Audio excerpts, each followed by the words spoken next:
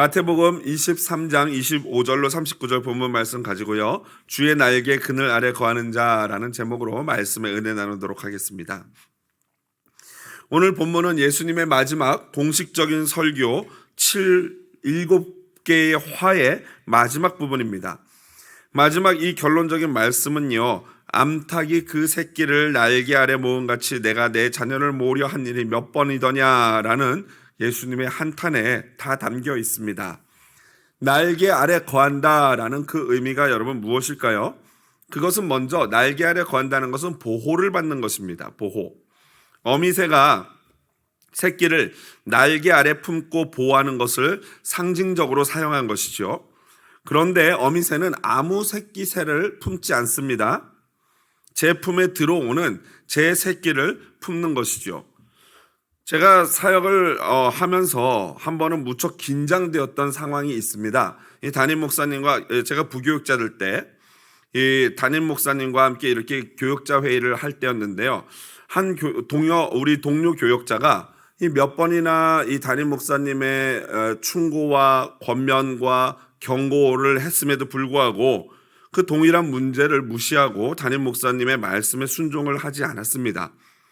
그러던 마지막 타이밍에 그 문제로 말미암아 담임 목사님이 성도의 컴플레인을 받게 되셨어요. 그래서 이제 그날 특세였던 것 같은데 특세 새벽 예배를 마치고 바로 이제 아침 7시에 우리 교육자 회의를 하는데요. 이 담임 목사님이 들어오시더니 아주 냉정하게 그 교육자에게 너는 이제 내 사람이 아니다. 내가 몇 번을 부탁하고 경고했는데도 네가 말을 듣지 않으니 너는 더 이상 내 날개 아래 거하는 사람이 아니다 라고 말씀하시면서 더 이상 우리 교회에 너는 필요하지 않다 라고 딱 말씀을 하시는 거예요. 여러분 분위기가 어땠을까요? 거의 얼음 같았습니다. 얼음. 그리고 나서 더 무서운 것은요, 이렇게까지 말씀하시더라고요. 내 마음이 변하게 해달라고 기도도 하지 말아라 라고 말씀을 하시는 거예요. 물론 그리고 목사님은 마지막까지 잘 챙겨서 양복도 해서 보내주시고 이렇게 했는데요, 그 마음이 변하지는 않았습니다. 모든 교육자들이 그 순간 막 얼음이 되었고, 그 당사자는요 제 바로 옆에 앉았었는데 등에서 막 식은땀이 갑자기 쫙 흐르더니 이 와이셔츠가 다 젖을 정도로 이렇게 땀을 흘리더라고요. 여러분, 이 자녀가 부모님이 제공하는 식사와 잠자리, 그 모든 혜택은 다 누리면서 부모님 말씀에 순종하지 않는 것은 있을 수 없는 일이죠. 또 회사원이 사장이 제공하는 모든 혜택과 월급은 다 누리면서 자신이 해야 될 일을 하지 않는 것은 있을 수 없는 일입니다. 누군가의 날개 그늘 아래 머문다라는 것은요, 그분이 제공하는 보호와 혜택을 누리는 것뿐만 아니라 그분의 통치까지도 내가 받는다라는 것을 의미하는 것입니다. 그런 점에서요, 이스라엘 백성들이 받을 수밖에 없었던 이 7가지 화는요, 어쩌면 너무나도 당연한 것일 수 있습니다. 당연한 결과죠. 지난주에는 4가지 화를 살펴보았습니다. 오늘은 나머지 3가지 화를 살펴보도록 하겠습니다. 5번째 화는요, 잔과 대접의 겉은 깨끗이 하되 그 안에는 탐욕과 방탕으로 가득하게 하는도다. 25절 하반절에 나와 있죠. 말씀이었습니다. 여러분, 그릇이 아무리 깨끗해도요, 그 안에 담긴 내용물이 똥이라면은 그 그릇은 더럽습니까? 깨끗합니까? 더럽지요? 아무리 금대접이라고 해도 거기에다가 쓰레기와 똥물을 담아두면은 그 그릇은 더러운 그릇이 되는 것입니다. 그러나 비록 겉에는 얼룩이 있고 이가 깨져서 이렇게 나가 있고 이물질이 묻어 있지만 그 안이 깨끗해서 생수를 담고 있다면요, 그 그릇은 더욱 깨끗해지도록 관리할 수밖에 없습니다. 그래서 존 칼빈 목사님은요, 오늘 본문을 다음과 같이 해석했습니다. 이 화는 하나의 은유이다. 외식하는 자들이 겉으로는 깨끗하게 보이기 위해 신경과민이어서 그릇에 묻은 찌꺼기 등은 열심히 닦으나 속은 더럽게 그냥 내버려 두는 자나 마찬가지라는 말씀이다. 그래서 주님은 먼저 속이 깨끗이 하라. 그리하면 겉도 깨끗하리라고 말씀하신 것이다 라고 해석을 했습니다. 여러분, 예수님은요 항상 형식과 내면 두 가지를 다 중요하게 말씀하셨어요. 겉이 중요하다, 내면만 중요하다 말씀하시지 않고 내면과 겉 모두 중요하다. 그래서 오늘 이 마지막 화에서도 둘 다 취해야 한다라고까지 말씀하셨죠, 지난주에. 하지만 우선순위에 있어서는 겉모습보다는 내면이 항상 먼저다라는 것을 잊지 않으셨습니다. 종교적인 의식도 중요하지만 그것보다는 먼저 그 중심에 하나님을 사랑하는 마음, 하나님에 대해서 사랑으로 다가가는 그 중심이 있어야 한다라는 것입니다. 이처럼 내면의 중요함에 대해서 고든 맥도날드라는 이 유명한 목사님은요, 미 공군 비행사로서 베트남전에 참전했다가 포로가 되었다가 종전이 되고 풀려나서 나의 적 앞에서라는 책을 쓴 하워드 러트리지의 글을 인용해서 다음과 같이 인용하고 있습니다. 한번 같이 보면서 제가 읽을 테니까 한번 눈으로 읽어봐 주시길 부탁드립니다. 그분이 이제 포로 수용소에서 gat혔다가 나오고 나서 이 책을 쓴 거예요. 강제로 주어진 이 기간이 자기 성찰의 기간 동안에는 기간 동안에는 중요한 것과 하찮은 것, 가치 있는 것과 보잘것 없는 것을 구분하기가 훨씬 쉬웠다. 무슨 말입니까? 자기 성찰, 내 내면을 들여다볼 수 있는 시간으로 포로 수용소에서 갇혀가지고 뭐 할 거 없으니까 내 자신만 계속 들여다볼 거 아닙니까? 거기서 있다 보니까 어떤 게 가치 있고 어떤 게 가치 없는지를 너무나도 명확하게 알 수 있게 되었다는 거예요. 이제는 죽음의 장면과 소리, 냄새가 온통 주위를 가득 채우고 있었다.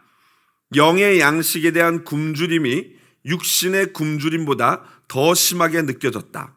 막 사람들이 죽어가는 소리, 고문받는 소리, 그 막 시체 썩는 냄새 이런 것들이 나는데도 불구하고 이 포로들에게 밥도 안 줘서 밥도 못 먹어서 배가 고픔에도 불구하고 그 육신적인 고통보다는 영적인 내면의 고통이 훨씬 더 심했다는 거예요. 영적인 굶주림.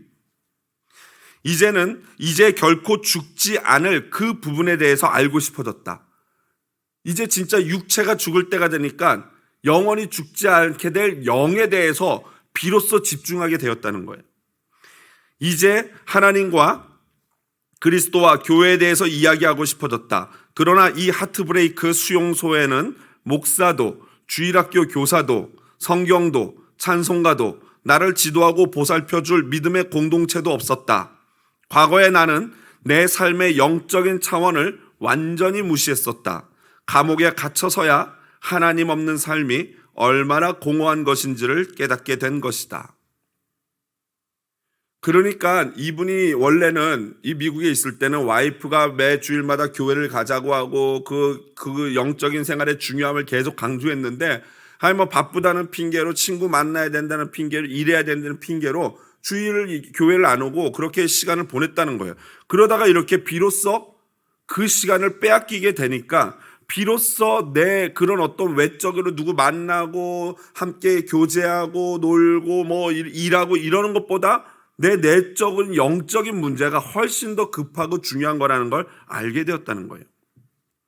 여러분, 외모가 내가 추구하던 모든 기타 등등의 것들이 아무 소용 없어지는 시기가 옵니다. 우리에게.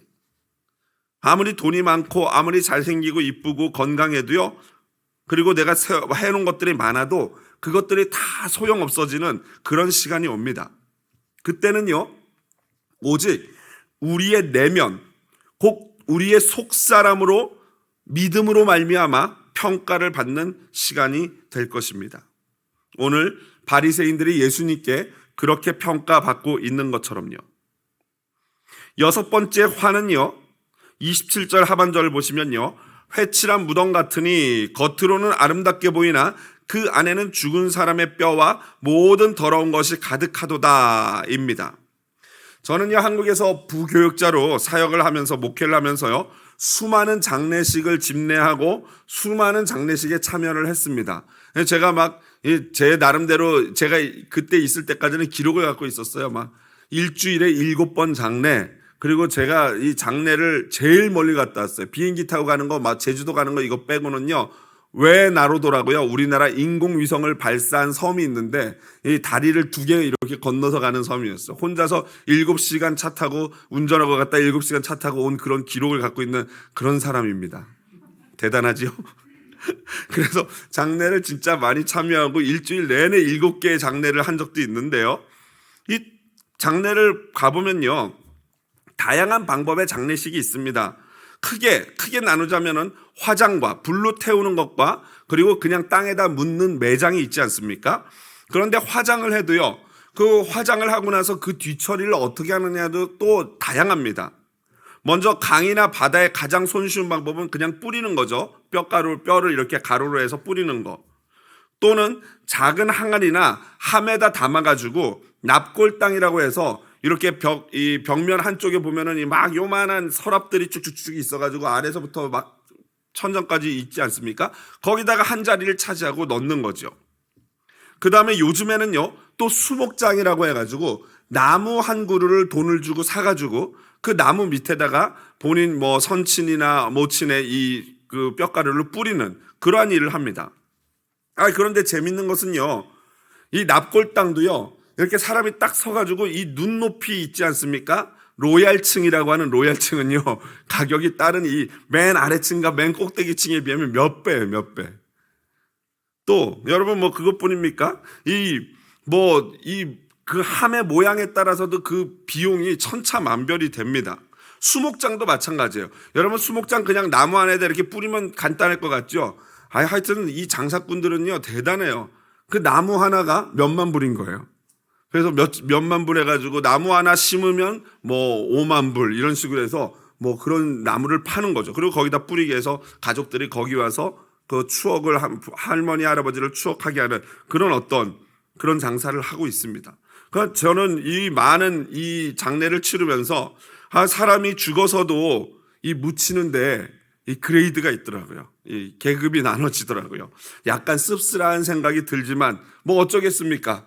우리 인생이 사는 게 바로 그것인데요. 이스라엘도 마찬가지였어요. 오늘 본문을 보면요. 이스라엘의 이 무덤이 크게 2가지 정도의 방법이 있어요. 하나는 우리가 잘 알고 있는 석회암으로 된 바위를 이렇게 파가지고 동굴을 만든 다음에 거기다가 시신을 갖다 넣고 큰 바위로 그 동굴을 막는 동굴형의 장례가 있었다면요. 이제 가난한 사람들, 예를 들면 예루살렘에 살던 뭐 홈리스라든가 거지라든가 아니면은 이렇게 떠돌이로 왔다가 누군지도 모르는데 갑자기 객사한 그 예루살렘에 여행을 왔다가 죽은 사람들을 시체를 처리해야 되지 않습니까? 그럴 경우에는 이 예루살렘 가까운 밖에 있는 이 공동묘지 같은 데죠. 공동묘지 같은 데다가 사람을 그냥 땅에다 묻고 평토장이라 그래서 평평하게 무덤을 만드는 거예요.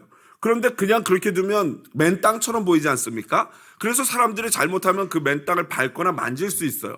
그렇게 되면요, 예루살렘에 예배드리러 절기가 돼서 6월절 이런 절기가 돼서 예배드리러 오는 사람이 모르고 무덤을 만졌다. 나중에 그걸 알게 되면은 일주일 동안 부정하지 않습니까?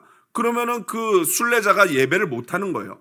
그래서 그들이 그런 실수를 하지 않도록 평평한 평토장을 한 무덤에다가 하얀색 횟가루를 뿌려가지고 표시를 해놓은 거예요. 그러니까 겉으로 보기에는 하얘가지고 이뻐 보이는 눈에 확 띄는 그런 무덤이지만 그러나 그 무덤 속에는 뭐가 있습니까? 말할 수 없는 실상은 썩어버린 살과 뼈, 악취, 온갖 병균과 더러운 것들로 가득 차 있는 것이 바로 평토장한 무덤이었던 것입니다. 바로 예수님은 바리새인들을 보면서 너희가 바로 그 평토장한 무덤과 같다. 겉으로는 화려한 옷을 입고 있고 겉으로는 믿음 있는 척하지만 사실 그 안에는 온갖 기득권, 돈 이런 거에 쩌들어서 권력욕 이런 거에 쩌들어서 백성들을 등쳐먹고 백성들을 속이고 과부의 재산을 뺏고 하는 그런 아주 못된 사람들이 바로 그런 당시의 기득권층이었던 것입니다. 저는 현대 화려한 도시들을 보면서 마치 회칠한 무덤과 같다라는 생각을 합니다. 여러분 시애틀 다운타운 나가보셨지요? 특별히 낮에도 그렇지만 밤에 가면은 아주 높고 화려한 빌딩, 휘황찬란한 이 네온 사인들, 조명들이 그 도시를 예쁘게 수놓고 있습니다. 시애틀 다운타운의 이 스카이라인은 이 미국 전국에서 가장 아름답기로 소문이 나 있다고 합니다. 그런데요, 그 다운타운에 좀만 가까이 들어가 보십시오. 실상은 어떻습니까? 골목으로 들어가면은 냄새나고 술 먹고 휘청거리는 방탕한 사람들, 말할 수 없는 치열함과 말할 수 없는 잔혹함이 있는 도시가 바로 다운타운 아니겠습니까? 여러분, 노숙자들을 보십시오. 제가 어떤 노숙자들을 보면요, 겉이 멀쩡한 사람들이 있어요. 옷도 그냥 깔끔하게 입은 것 같아요. 그런데 여러분, 숨길 수 없는 한 가지가 무엇인지 아십니까? 가까이 가면요, 그 땀과 그 오물로 쩔은 냄새만큼은 어쩔 수가 없더라고요. 그래서 제가 겉으로 보기에는 저 노숙자는 왠지 노숙자 같지 않다라고 하면서 지나가는데 냄새가 장난이 아니에요. 이 악취만큼은 숨길 수가 없었던 것입니다. 여러분, 오해하지 마십시오. 제가 노숙자들을 비하하려고 하는 건 아니고 제가 경험했던 걸 그냥 사실로 말씀을 드리는 것입니다. 당시 바리새인과 서기관 역시 마찬가지입니다. 겉으로는 화려하고 거룩해 보이는 옷, 그 옷 끝에는 테슬, 술을 달아가지고 믿음이 있는 척 그렇게 하지만 그들의 영혼에서부터 풍겨나오는 영혼의 악취는 지울 수가 없었던 것입니다. 여러분, 이것이 과연 당시 예수님 시대 그들만의 문제일까요? 조심스럽게 우리 자신을 들여다보기를 원합니다. 사도 바울은 그래서 다음과 같이 권면합니다. 베드로전서 3장 3절 4절 말씀 같이 한번 큰 목소리로 읽어보겠습니다. 너희의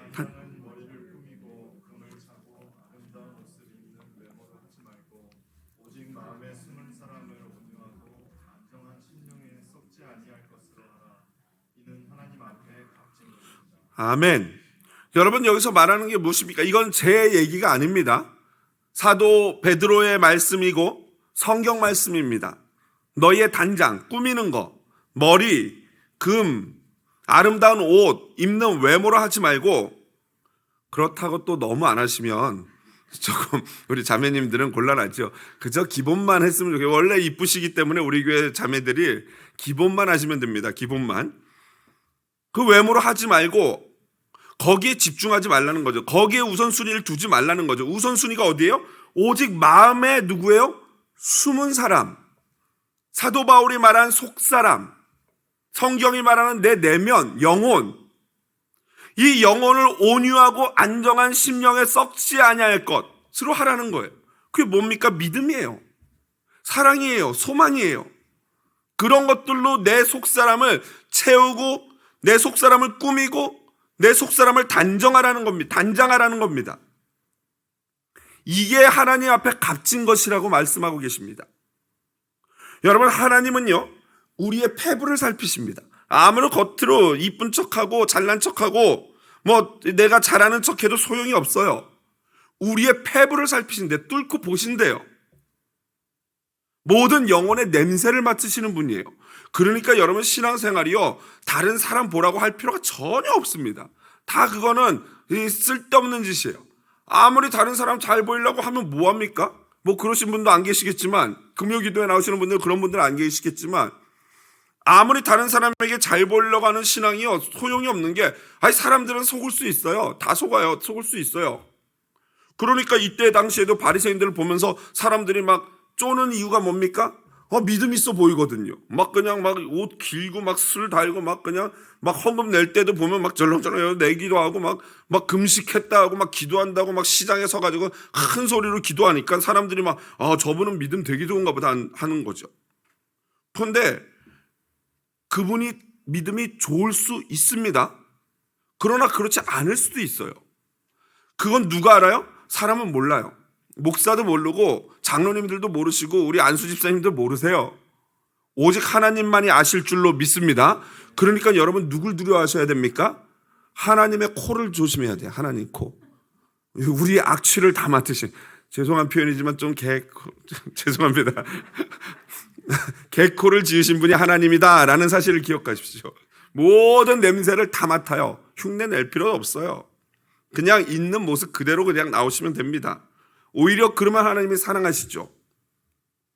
겉사람이 아닌 날마다 속사람을 더욱 새롭게 하는 저와 여러분 되기를 한번 다짐해보는 저녁 되기를 주님의 이름으로 축복을 드립니다.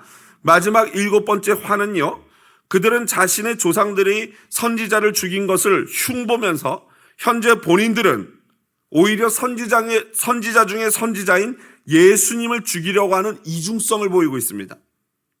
무슨 말입니까? 이 바리새인과 서기관들은요, 예전에 구약시대에 죽었던 선지자들을 위해서 비석을 세우고 막 무덤을 세우는, 기념비를 세우는 그런 일을 했어요. 그러면서 뭐라고 얘기하냐면은, 우리 조상들 진짜 바보 같아요. 어떻게 그 하나님의 선지자를 그렇게 죽일 수 있냐고. 내가 그 자리에 있었으면은 선지자님 앞에 무릎 꿇고 하나님의 말씀을 받았을 거야 라고 얘기한다는 거예요. 그러면서 지금 뭐 하고 있어요? 선지자 중에 선지자인 예수님을 잡아 죽이려고 하고 있는 거예요. 여러분, 이게 얼마나 어리석고 모순 가운데 모순입니까? 그래서 예수님이 너희들이 그렇게 말하는 게 네가 출신이 어딘 거를 그대로 네 입으로 증거한다 라고 말씀하시는 거예요. 그래서 32절에 보니까 너희가 너희 조상의 분량을 채워라. 니네 조상들이 하던 거 마지막 끝까지 해가지고 다 끝까지 양을 채워라. 나를 죽여라, 이 말씀이에요. 그러면서 33절에 뱀들아 독사 새끼들아 라고 욕을 하시네요. 여러분, 이거 심각한 욕입니다. 굉장히 충격적인 거예요. 뱀 하면요, 독사 하면요, 이때 당시에는 완전히 우리나라로 치면 그거예요. 그거예요. 그 욕이랑 똑같은 거예요. 그 정도로 이들에게 어떤 그 충격적인 모욕적인 그런 말씀을 하시면서 그들의 실체를 밝히고 있는 것입니다. 아닌 척하지만 바리새인과 서기관들은요, 자신들의 본래 소속을 속일 수가 없어요. 그들의 소속이 어딥니까? 사탄이에요, 사탄. 그러므로 그들은 절대로 지옥의 판결을 피할 수가 없는 것입니다. 조상의 분량은 하나님의 종들인 선지자들은 물론 하나님의 아들을 십자가에 죽이는 악함의 최종성을, 끝판왕을 이야기하는 것입니다. 그들에게 남은 판결은 결국에는 사탄과 함께 지옥에 떨어지는 것밖에 없습니다. 주님은 이제 예언하십니다. 그들은 자신들이 결코 선지자들을 박해하지 않을 거라고 착각하지만 그들은 예수 그리스도를 십자가에 며칠 뒤에 못 박을 것이고 그들은 그들의 죄값을 반드시 치르게 될 것입니다. 그들은 따라다니면서 주 예수 그리스도를 믿는 자들을 박해할 것을 예수님이 이미 예언했어요. 그래서 사도행전에 보면은 이 예언대로 스데반, 야고보, 베드로 그리고 사도 바울이 얼마나 고통을 당하고 박해를 당합니까? 그대로 이루어지고 있죠. 그 1차적인 가해자가 바로 이 유대인들, 지도자들이었던 것입니다.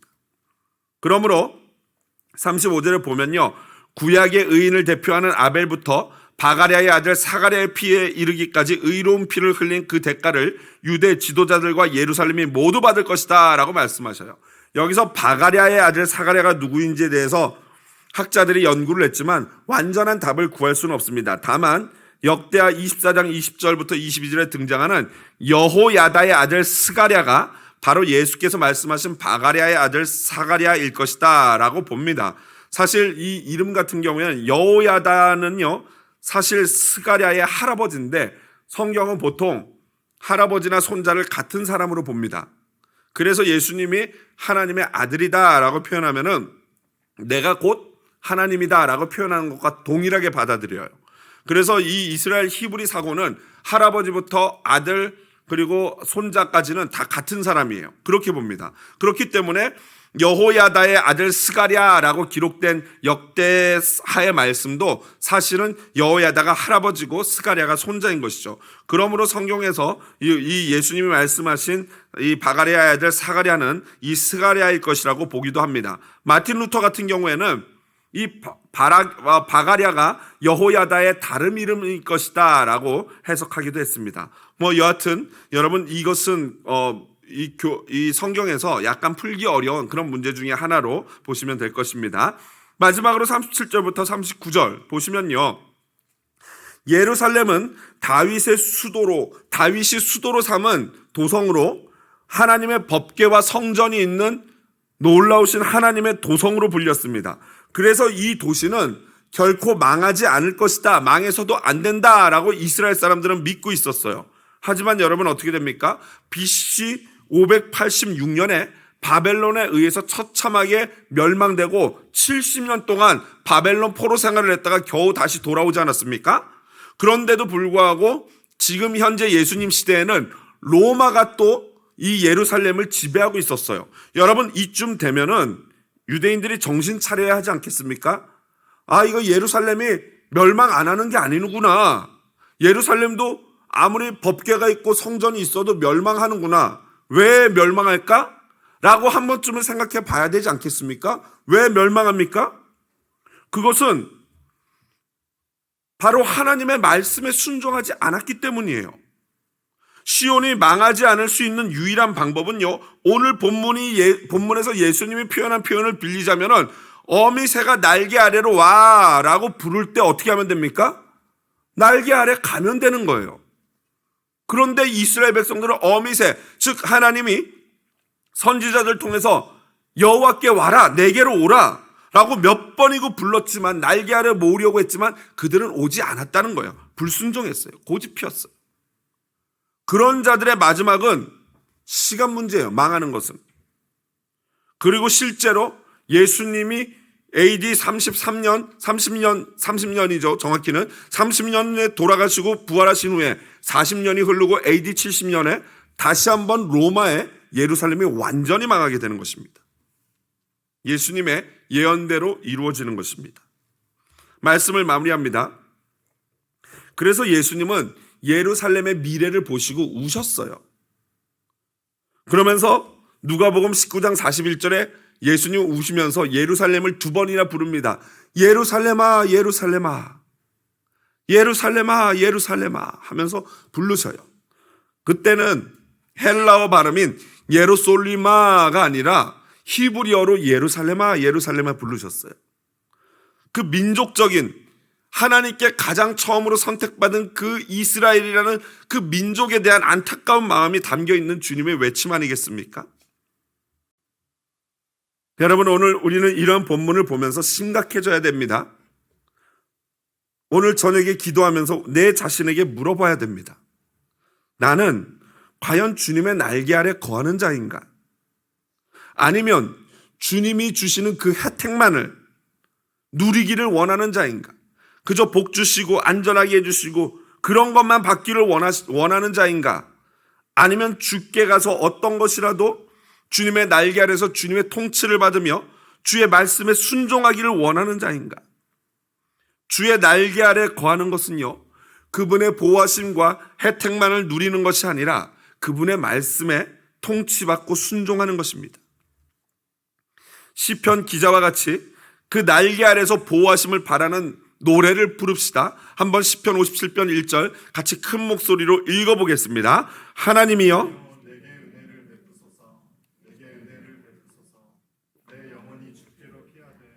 주의 날개 그늘 아래에서 이 재앙들이 지나기까지 피하리이다. 아멘.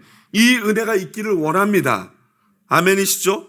그러나 그러기 위해서는 먼저 주님의 말씀에 귀를 기울이셔야 됩니다. 주님 말씀하시옵소서, 종이 듣겠나이다. 오늘 저녁 이 제목을 놓고 우리 함께 기도하는 저녁 되기를 주님의 이름으로 축복드립니다.